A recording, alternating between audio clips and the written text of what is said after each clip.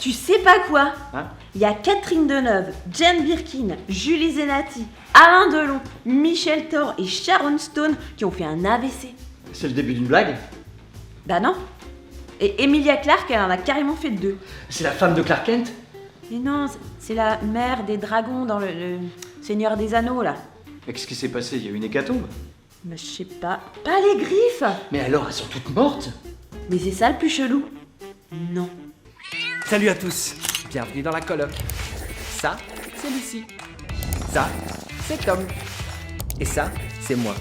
Et vous me verrez comme ça. Je m'appelle Ed parce qu'on a tous besoin d'aide.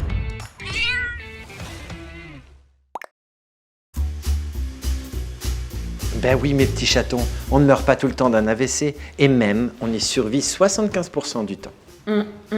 Alors Julie Zenati, elle avait 29 ans quand elle a fait son AVC. Moi je croyais que c'était un truc de vieux. Et non, même si ça touche en majorité les plus de 50 ans, toutes les tranches d'âge sont concernées. Alors, oui, enfin, pardon, mais moi, j'ai pas suivi toutes les actualités, tout ça, mais c'est quoi un AVC? Un accident vasculaire cérébral. Oui. D'accord, mais c'est quoi? Oui, c'est quoi?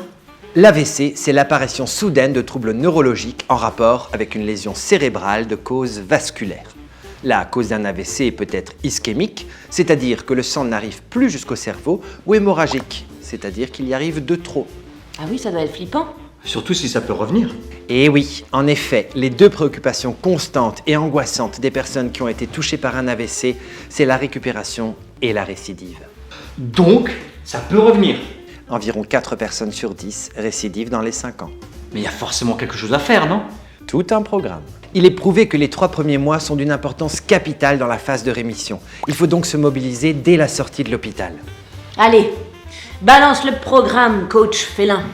En premier lieu, il faut agir sur les symptômes, avec de la kiné, de l'orthophonie et toute autre discipline qui permet une stimulation.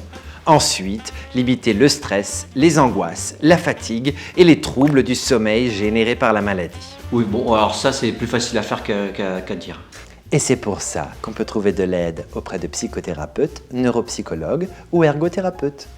Mais on peut éviter que ça revienne. Attends, il va répondre activité physique.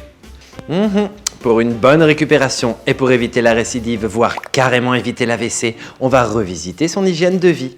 Et cela commence par une activité physique adaptée. Voilà.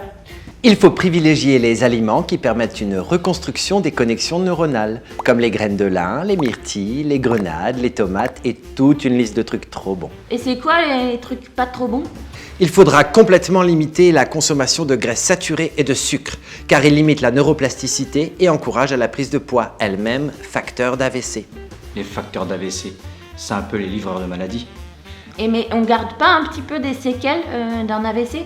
Et si, 70% des personnes gardent des séquelles très variables, d'où l'importance des 3 premiers mois pour une rémission maximum.